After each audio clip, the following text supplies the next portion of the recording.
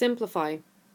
4x squared minus 10x over 9x squared plus 6x divided by 2x minus 5 over 3x plus 2.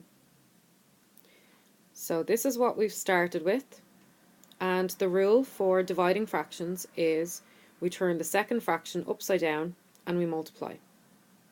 So the divide sign becomes multiply, and 2x minus 5 becomes the denominator, and 3x plus 2 becomes the numerator.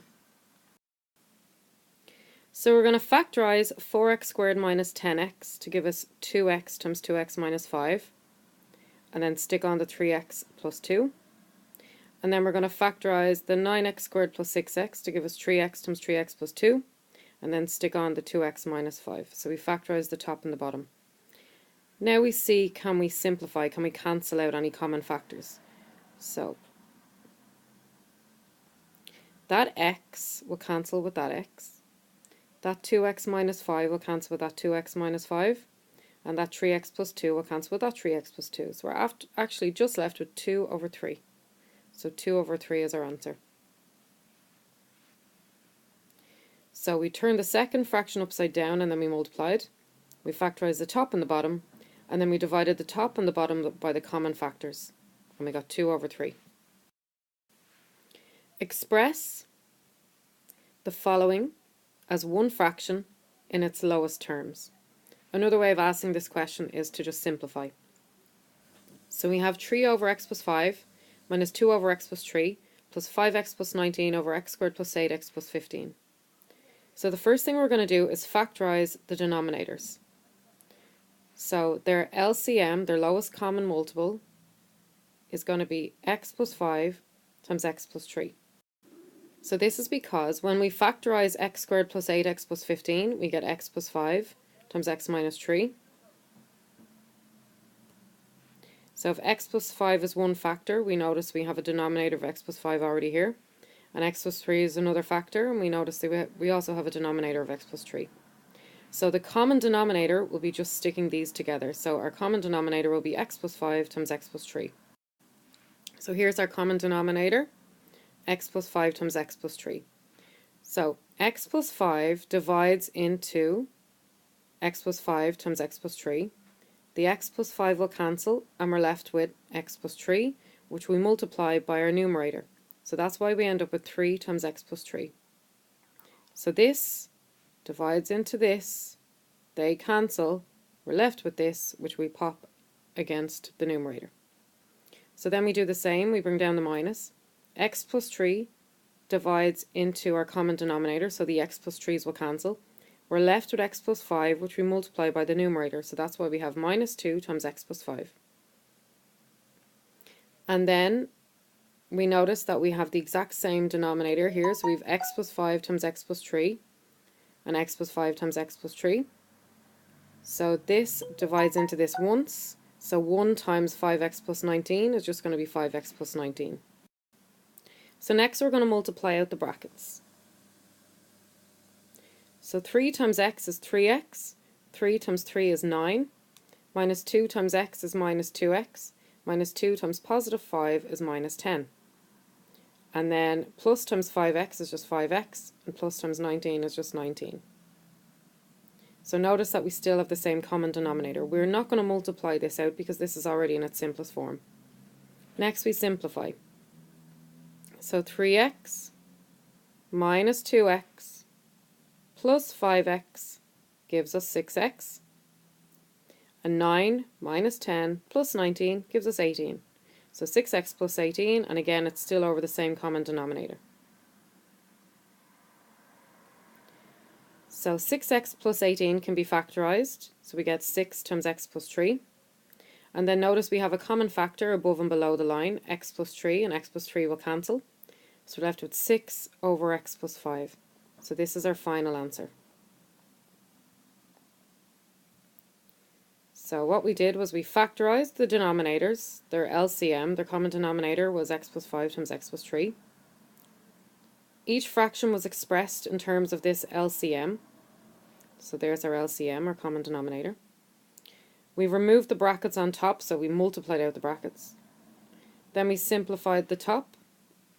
so this became this. Then we factorised the top, so this became this. And then we divided the top and the bottom by x plus 3, so we cancelled out the x plus 3. And we're left with 6 over x plus 5. Simplify. 1 minus 3 over x divided by x minus 9 over x, where x cannot be equal to 0 or 3. So what we're going to do is multiply the numerator by x and the denominator by x, because we have fractions inside of fractions, and it's easier if we don't have that. So if we have 3 over x or minus 3 over x, the way to make this not be a fraction anymore is to multiply by x. But we must multiply the entire line by x. We must do the same to the 1, so that's why it's going to be x multiplied by all of the numerator. Now what you do to the top, you do to the bottom. What you do to the bottom, you do to the top. So we're going to multiply the entire denominator by x as well. But this actually suits us, because if we do that, the 9 over x will no longer be a fraction. So we don't want fractions inside of our fractions. So it's going to be x times 1, which is x. And then x times minus 3 over x will give us minus 3. So here's the rough work for that. X times 3 over x is the same thing as x over 1 times 3 over x.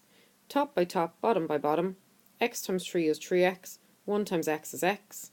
The x's will cancel, leaving us with 3. So that's how minus 3 over x becomes minus 3. Then on the bottom, x times x is x squared, and x times minus 9 over x is going to give us minus 9. So here's the rough work for where that came from.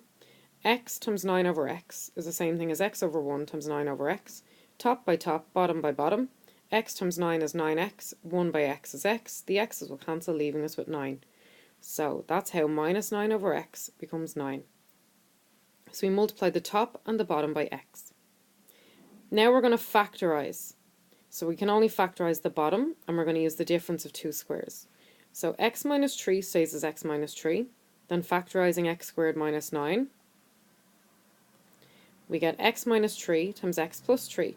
So the square root of x squared is x, so that goes in the front of both brackets.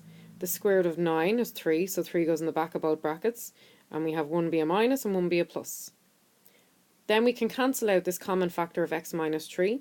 So we end up with 1 over x plus 3.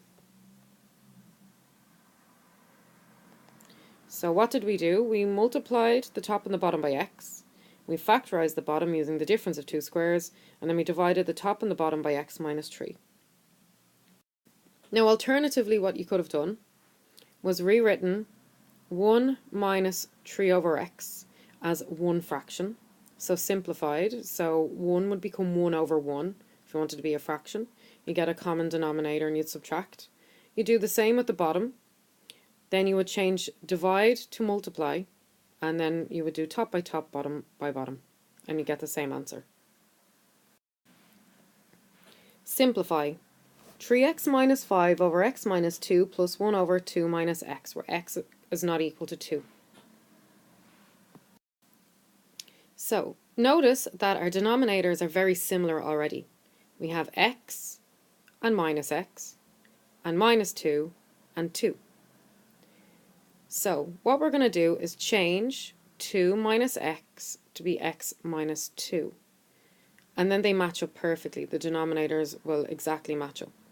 So, as the denominators differ only in sign, we are going to multiply in a minus. Or another way of looking at it is multiplying the top and the bottom by minus 1. So, minus times a plus becomes a minus. So, we end up with minus 2 plus x instead of 2 minus x. So this plus becomes a minus. The 1 doesn't change because the sign of the 1 is the plus. The 2 becomes minus 2 and the minus x becomes x. So one way of looking at it is saying that you've multiplied the second fraction by basically by minus 1. So now our denominators match. So we have a common denominator. They are the same denominator, therefore it's a common denominator. So we bring down the 3x, the minus 5, and the minus 1. Then 5 minus 1 is minus 6, so we have 3x minus 6 over x minus 2. Then we factorize the 3x minus 6, getting 3 times x minus 2. The x minus 2 just stays as it is, it cannot be factorized. Then we notice that we have a common factor of x minus 2 that we cancel out, so we end up with 3 over 1, which is 3.